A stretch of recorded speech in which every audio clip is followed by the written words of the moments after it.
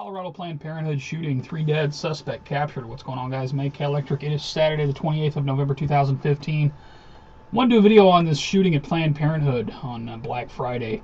I want to call BS off the top. Now, I'm not suggesting that this event did not happen or that people did not get hurt. I don't know. We don't really know enough yet to put all that together. You know, of course, if people did get hurt, my heart goes out to them. But the way that this video is going to focus on the communications aspect of this, the way that this was carried out over the air, a very tactical situation, broadcast in the clear for the entire world to hear. I think at one time the scanner feed had 68,000 listeners or something like that. This is very suspect. Now, let's just go through this. What you're looking at here, this is the state of Colorado, Digital Trunked Radio Service, DTRS. We're going to scroll down. Colorado is one of the states, like many. Actually, one thing that I do agree with the Department of Homeland Security on after 9/11, interoperability. They've got a statewide digital radio network that El Paso County is part of, which is where Colorado Springs is. We're going to scroll down here to El Paso County. I want to point something out. Here's El Paso County talk groups. Now, why in the world would a police department broadcast every detail of such a tactical operation? You know, if you go back through, I'll put one video below, some of the scanner audio, 30 minutes of it. There's a lot more of it on YouTube. It's kind of tedious to sit through because this thing went on for so many hours. But those of us who watched it live and listened to the scanner audio live while things were happening, you know, all the perpetrator would have needed inside that building is a digital scanner to know every single move that the police were making. And since this was broadcast over the internet, he could have very easily just had a smartphone.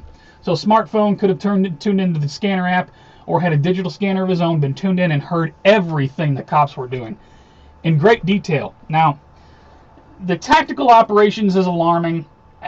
He would have known where all the snipers were, what cameras were looking at the guy. They were tapped into some video feeds. You know, if you ever seen the movie The Negotiator, all that kind of stuff. But, you know, what's even more eerie and what's very concerning, and this is where my BS alert comes in, not only would the shooter have known the tactical positions of the police officers, but the police officers, there was a lot of people trapped in this building, in various rooms in this building, this Planned Parenthood. And these people were texting loved ones, they were texting the police. I think there was some voice communications with people inside. These people all had cell phones, is what I'm saying. They were giving their positions to loved ones or to the police. The police were calling out over the air on an unencrypted channel the positions of everyone in the building.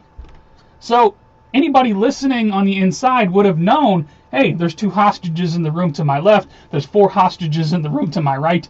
This, if you ask any tactical officer, anybody who's been listening to scanners for a while, this kind of crap would never go over an open channel. And here's where I want to call into play the El Paso County talk groups. If you scroll down to Colorado Springs Police Department, they have several channels here that they have at their disposal. What I want to know is, why did all this go over the air? This legend over here, you see a D, and sometimes you see an E. D means digital, which is an open talk group, anyone can hear it. E means encrypted, meaning you cannot hear communications on this talk group without the proper receiver. Okay, why, if the Colorado Springs Police Department has a tactical channel that's encrypted, and they have several of them. They have Vice Narcotics, you know, they have, here's one down here, Colorado Springs Police Metro Area Tactical, encrypted. Why would they let all this go over an open talk group where everybody in the world can monitor it? This is either gross negligence, because you always need to assume that your perpetrator is listening to what you're doing if you're broadcasting on open airwaves. Okay?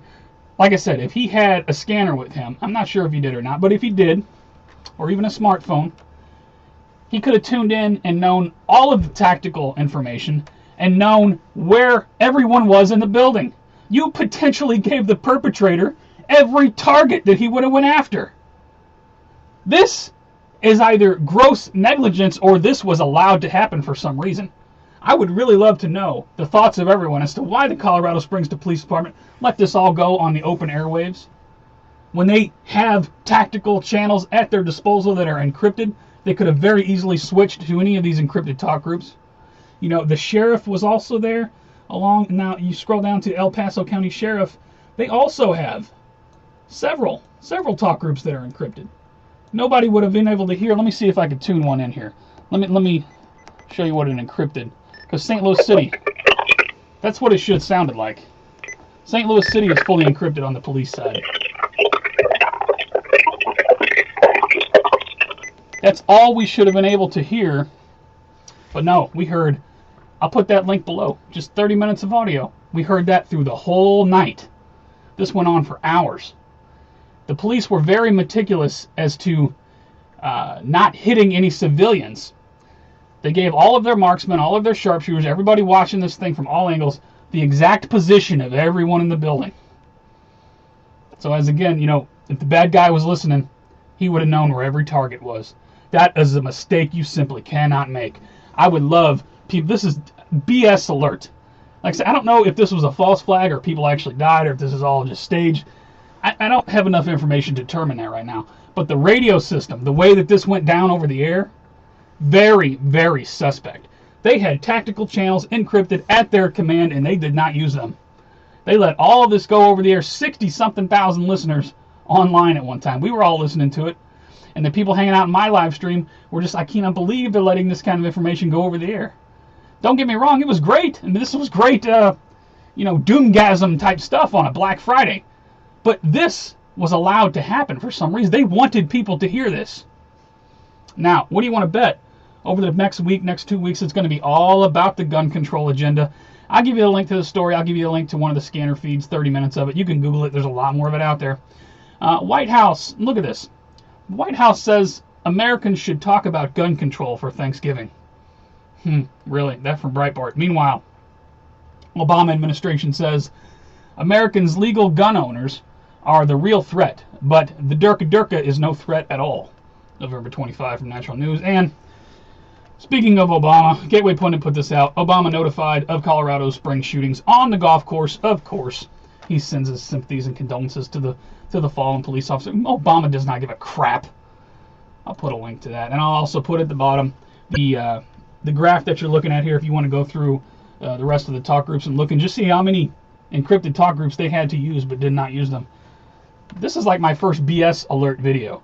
I cannot believe, being a lifelong scanner listener, I know a tactical situation like this does not go over the air. Never. Not only the tactical positions of the officers trying to take aim at the suspect, but the positions of all the hostages in the building. Like I said, this was either gross negligence on the part of the police department, which in the end, I got to give them props. They got the guy out alive. They talked him out. That's the official story anyway. Like I said, who knows if any of this even went down the way they said it did. But this was either gross negligence or highly orchestrated incompetence. I don't know what you want to call it, but this should not have happened. Maybe the guy didn't have a scanner. That would be a great thing. But if he did, he would have known the position of every hostage in that building. This could have been so much worse. Please leave your thoughts below. Please rate this video. Please pass it around. Make people aware. I don't think a lot of people think about this kind of stuff, when it comes to, scanners and police communications and whatnot. I would be willing to bet, though, that the city of Colorado Springs will use this as an excuse to fully encrypt their radio system, just as St. Louis City did after the so-called protest here last year. The radio system's still fully encrypted across the city. We have a police chief that gets up on TV talking about transparency and community relations, yet locks the public out of knowing anything that's going on the streets, and has actually made the crime problem a lot worse, in my opinion. But, it's a big idea, a new world order. You guys take care, stay safe. Tell me your thoughts. I'll see you on the next one.